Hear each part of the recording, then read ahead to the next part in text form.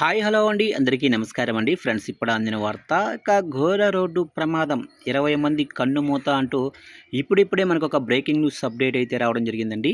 అయితే ఇందుకు సంబంధించిన పూర్తి వివరాలు అయితే మన వీడియోలో తెలుసుకుందామండి. ఎక్కడ జరిగింది ఏంటి అనేది క్లారిటీగా తెలుసుకుందామండి. వీడియో మాత్రం పూర్తి వరకు చూడండి ఫ్రెండ్స్, అప్పుడే మనకి పూర్తి సమాచారం అయితే తెలుస్తుంది. ఇక లేట్ చేయకుండా టాపిక్లోకి వెళ్ళిపోదాము. ఇక నేపాల్లో ఘోర ప్రమాదం చోటు చేసుకుంది. ఇక రోల్ఫా జిల్లాలోనే పర్వత ప్రాంతంలో అదుపు తప్పి ఓ ప్రైవేటు జీపు లోయలో పడిపోయింది. ఈ ఘటనలో జీపులో ప్రయాణిస్తున్న 17 మంది లోయలో పడి మృతి చెందారు. మృతుల సంఖ్య 20కి పెరిగే అవకాశం ఉందని నివేదికలు చెబుతున్నాయి. జీపు పడిన లోయ దాదాపు 700 మీటర్ల లోతు ఉంటుందని సమాచారం. జలాలో జరిగే వైశాఖ పౌర్ణమి వేడుకలకు వెళ్తుండగా ఈ ప్రమాదం చోటు చేసుకుంది. వర్షం కారణంగా రోడ్డు బురదమయం కావడంతో జీపు జారిపడిందని పోలీసులు చెబుతున్నారు. వర్షం, బురద కారణంగా సహాయక చర్యలకు తీవ్ర ఆటంకం కలుగుతోంది.